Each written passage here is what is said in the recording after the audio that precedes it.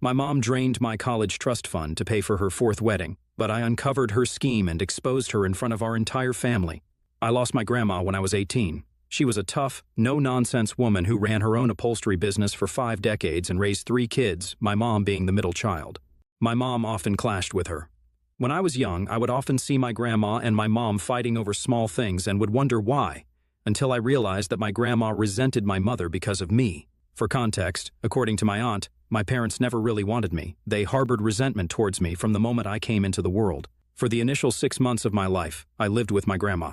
However, when I started growing up, my grandma forced my parents to step up and take responsibility. As a child, I remember being subjected to numerous derogatory names by my parents, particularly from my dad, like bimbo or dumbo if I made a slight mistake, which was really hurtful to hear. Interestingly, despite these labels, I happened to be the most academically inclined among my cousins. Thanks to my parents' encouragement from a young age, I developed a passion for pursuing a science degree.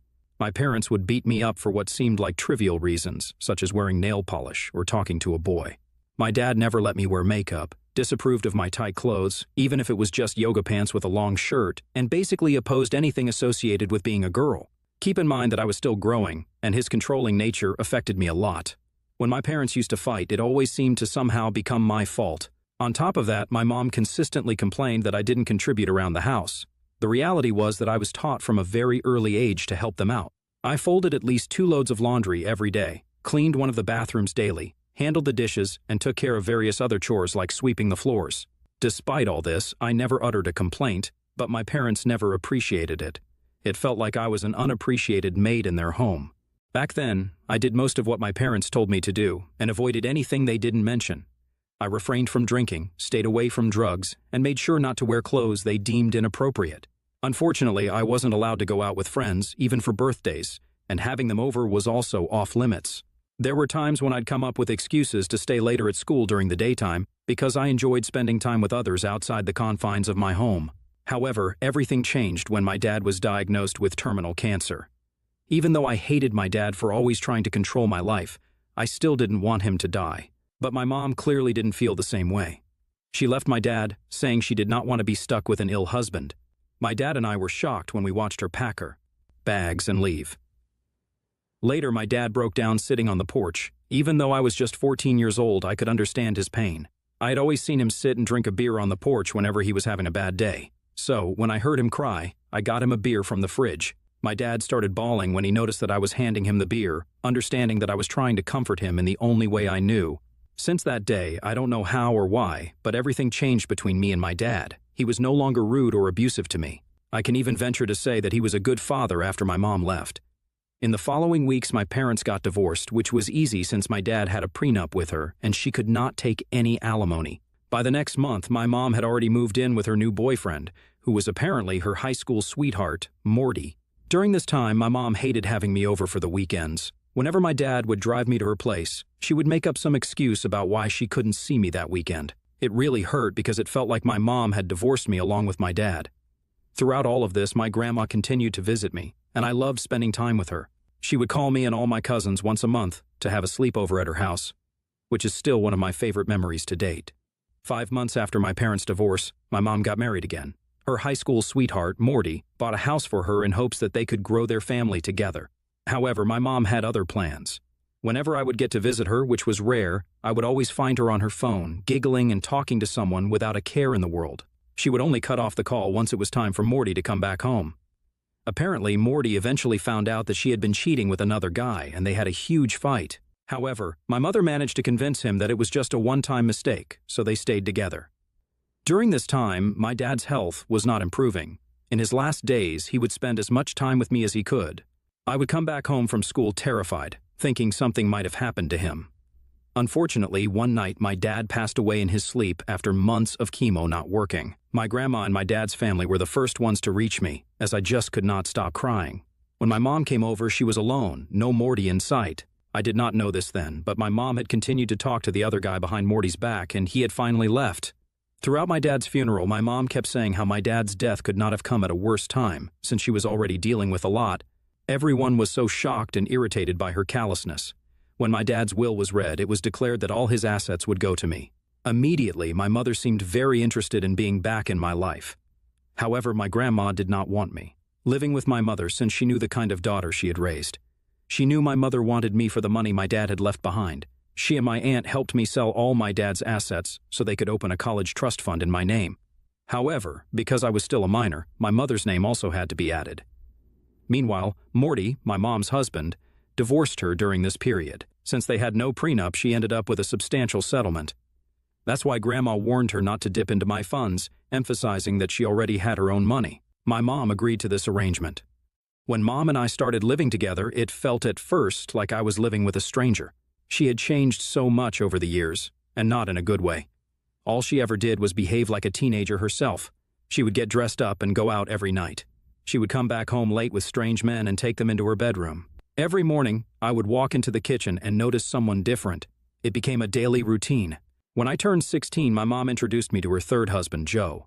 Right from the start, it was clear he didn't like me. His behavior towards me was mean and unnecessarily critical. Whenever I raised the issue with my mom, she confronted him, leading to even more covert and behind-the-back hostility. Then, when my brother arrived 10 months later, my mom's narrative shifted to paint Joe as a good person deep down, who supposedly struggled to express himself. I was encouraged not to resent him but to be more understanding. However, Joe had no issues showering love on my baby brother Brad. Oddly, my mom confided in me several times that she had nothing in common with Joe but had married him because he would provide us with a stable family. This was far from the truth, as my mom and Joe would have nasty fights, especially after Brad was born. Joe did not want my mother to spend any time with me and would yell at her if she was not near Brad. He would tell me things like how he wished I had died with my dad, or that I should live with my grandma because he wanted his son to get all the love and attention. It was hurtful and mentally exhausting to live with them when it was clear I was not wanted. Every time I would beg or question my mother about why she stayed with him, she would skillfully change the subject. One day, my mother and Joe left us with my grandma so they could go out with their mutual friends and have a good time. This initially started as once or twice a month, but it escalated to nearly every weekend. They would usually ask me to watch Brad while they were out, but that night I was studying for my exam, so they dropped us both off at Grandma's. I loved spending time with her, and she usually cooked really tasty dishes for me while I studied peacefully. Brad was playing with his toys on the living room floor. My grandma had strictly told my parents that they should be back by p.m. to pick us up. However, even after 11 p.m., my parents had not come back. I was starting to get worried as I had my exams the next day, and I also needed to put Brad to bed on time, otherwise Joe would yell at me. Meanwhile, my grandma kept calling and left 3 angry messages for my parents. At 12 a.m., Joe and my mom finally showed up in their car, completely blackout drunk and giggling like teenagers. They reeked of alcohol, and we were shocked that they had managed to drive without getting caught. Joe went to pick up Brad, while my mother asked me to gather my things so we could drive back. However, my grandma put her foot down. She yelled at them for showing up so late and for being so drunk, which was dangerous for all of us. She told Joe that she couldn't let him take his son in that state and suggested we call an Uber, leaving the car at her place. However, Joe started fighting with my grandma, telling her to mind her own business and claiming he was the father and knew what was best for his son. Tensions escalated quickly with heated exchanges and curses between my grandma and Joe. My mom stood by, saying nothing, clearly drunk out of her mind and unable to process things. I could feel the tension rising, so I pleaded for them to stop, reminding them they were scaring my brother. But my words fell on deaf ears. The yelling persisted, and Joe started throwing insults at my grandma and me, saying how he never liked us but tolerated us for my mother's sake. This made my grandma even more pissed, and in a fit of frustration, she threatened to call the police. Hearing this, Joe, who was clearly drunk and yelling like a maniac, did the worst thing I have ever seen anyone do. He slapped my grandma. I screamed in horror as Joe's hand connected with my grandma's face, the sound echoing through the room. "Stop it! Just stop it!" I yelled, but Joe didn't even glance at me. Meanwhile, Brad started to cry, clearly traumatized. My grandma, holding her cheek, yelled for me to call the police, as my mother watched in horror. I don't even remember what I told the 911 operator because I was crying too much. Fortunately, they understood and stayed with me on the call until the police arrived. When Joe noticed the approaching sirens, panic crossed his face, and he suddenly started begging my grandma, pleading with desperation in his eyes for her not to press charges, insisting it would ruin his life and my mom's life. In the end, Joe was charged with assault and taken away in handcuffs. He kept pleading with my mom to help bail him out, but my mom, who had stood frozen earlier, started to cry and yell at him. My grandma made it clear to my mom that if she did not divorce that guy, she would involve CPS and my mom would lose both her children.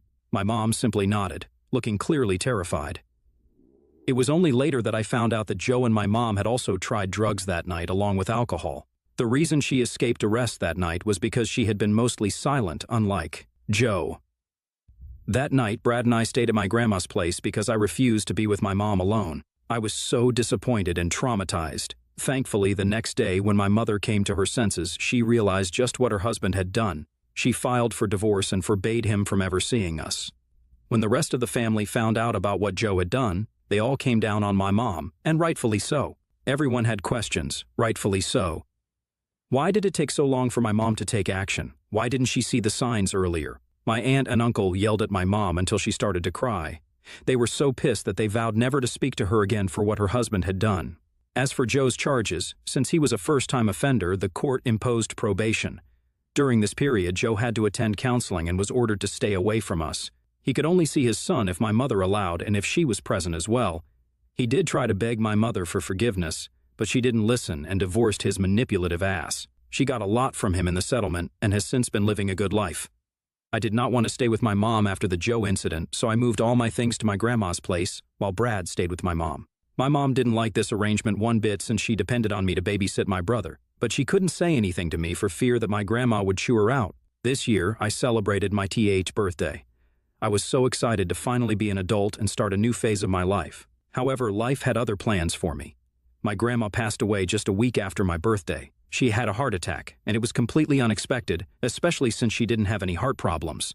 After her funeral, the whole family was informed that she had drawn up a will to divide her assets. For my mom and aunt, she had equally divided up her family heirlooms and jewelry, which were quite expensive. For her oldest son, my uncle, she had left him her car, which he had always loved.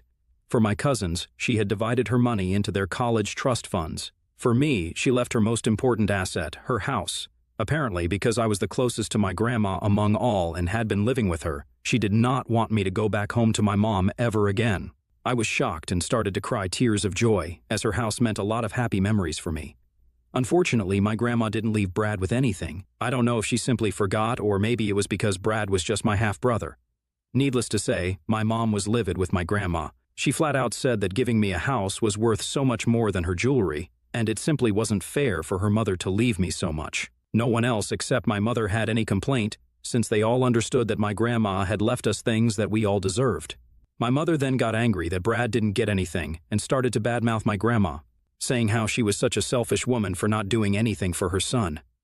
I got pissed and told her that she should be grateful that her mother decided to leave her anything at all after what her ex-husband did to her. Hearing this, my mother got pissed, saying I had no right to bring up the past, which just made me scoff at her.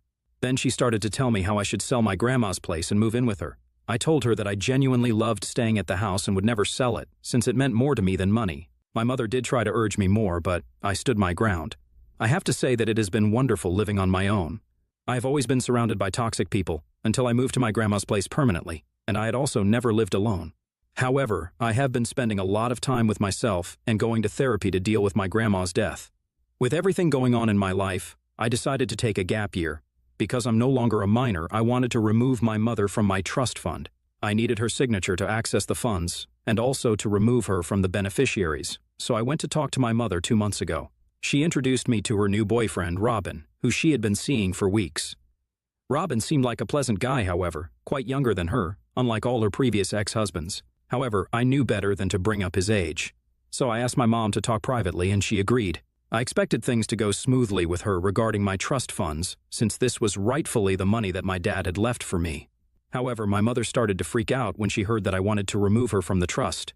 I found this odd and told her how this was always the plan anyway, and now that I would like to handle my own finances. She refused and told me that I was still young, and since I wasn't going to college this year anyway, I didn't need to remove her.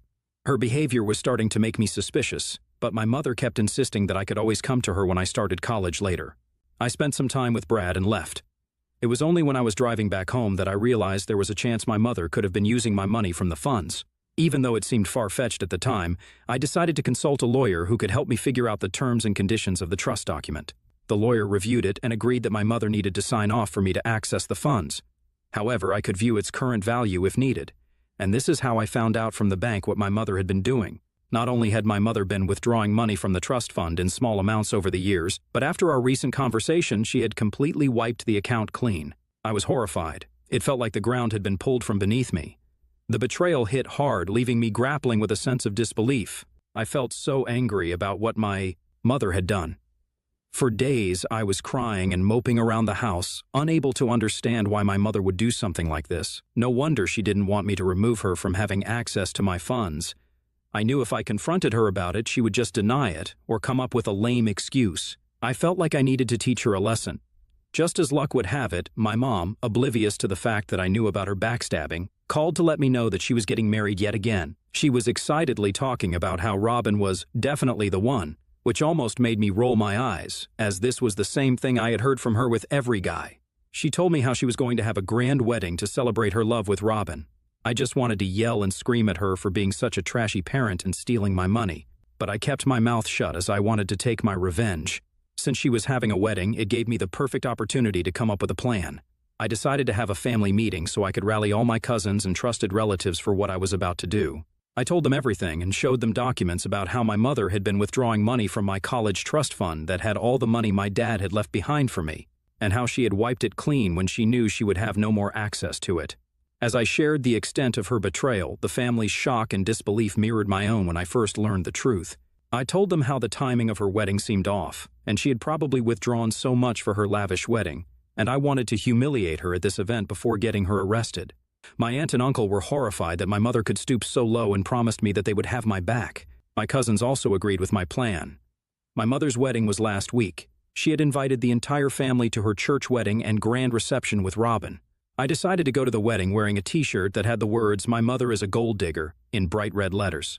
I got this shirt custom made just for this occasion. Seeing my outfit, Robin and his family looked shocked while I just politely smiled and went to find my seat. My side of the family already knew about my plans, so they were ready.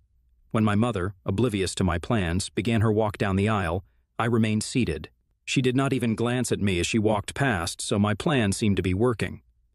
During the ceremony, when the priest asked if anyone objected to the union of the couple, I knew this was my moment. I raised my hand in objection.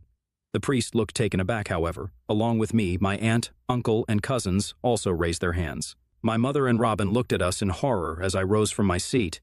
My mother finally realized the words on my t-shirt, and her face turned red with embarrassment. In front of the assembled guests, I publicly accused my mother of stealing money from my college trust fund. Holding up documents, I exposed the details of her betrayal, emphasizing that she had stolen my hard-earned funds, leaving me without the means for college. Her face drained of color as whispers spread among the guests. I then asked her loudly why she would steal money from her own daughter when she had been married 3 times already and had received more than enough alimony from her previous 2 marriages. The room filled with gasps as Robin turned to my mother, clearly unaware of her actions.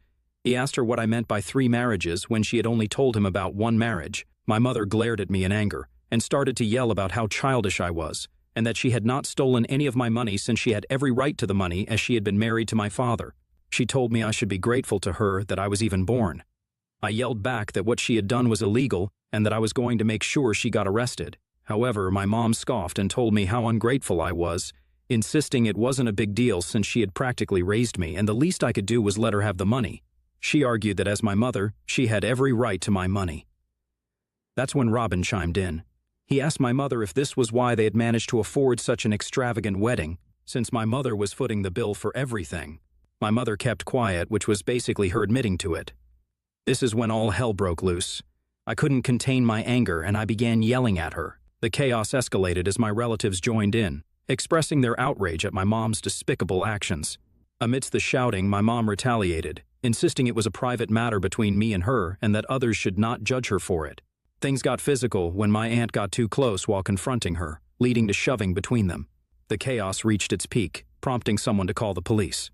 Eventually, my mom was arrested since she kept shouting and yelling when the police arrived and refused to settle down. I went to the police station with my aunt to give my statement. Since then, my mother has been charged with embezzlement and financial fraud. I can't believe this even as I write it, because I never thought I would get my mother arrested. I can't believe she would do such a thing to me. Since her wedding, I have been receiving calls from everyone, both out of concern and also indignation. Some of my distant relatives think that I took things too far and should never have involved others in this matter or gotten my mom arrested. My side of the family believes that I did the right thing. However, this is such an extraordinary circumstance that I am forced to ask if I did go too far with my mom. AITA update. Thank you, everyone, for your kind words. When I posted this, I was overthinking and felt really guilty since I've never really hated my mom, or at least I didn't until she pulled this. I never wanted to file a case against her, and it still feels like I'm having a bad dream. However, I understand that this is all the consequence of her own actions. To everyone who's worried about me, please don't worry, because my uncle has helped me find a good lawyer who's confident that we will win this legal suit against my mom. My only goal is to recover my lost money, or at least as much as I can. Also, for anyone wondering about Brad, he is doing okay. He's still too young to understand what is happening. He is currently staying with Joe and his family since my mom's arrest. Update 2. It's been 6 months since my last update. I know a lot of you have been wondering about what happened, and I would like to clarify that I was not allowed to talk or write anything about the case since the legal proceedings were ongoing. In short, the court ruled in my favor. My mother has been asked to pay back every penny of the money that she had stolen from me. She cried and begged, but the judge didn't budge. She now has to liquidate all her assets and probably also sell her house in order to pay me. It feels so good to write this since these last few months have been brutal on my mental health. The only thing that has kept me going is thinking of my grandma and dad. My grandma would have been proud that I stood up to my mom, and my dad would have wanted me to have his money so I could invest in my future. Update 3. It's been 3 months since my last update here. How was everyone's new year? Mine was fantastic. My mother, facing the weight of her actions, has repaid the entire amount she had embezzled from my college trust fund. The legal proceedings compelled her to make amends, at least financially. I also made the difficult decision to sever ties with my mother permanently. The rest of my family echoed this sentiment, and we collectively decided to distance ourselves from her, despite her trying to reach out to us as if she expected us to just forgive and forget this incident. Lately, I have been checking out brochures and thinking about what's next in 2024. The gap year has turned out to be amazing overall, despite the legal proceedings. It has been a mix of figuring myself out and healing from past trauma. Spending time with my cousins and other family members has been a big part of moving forward.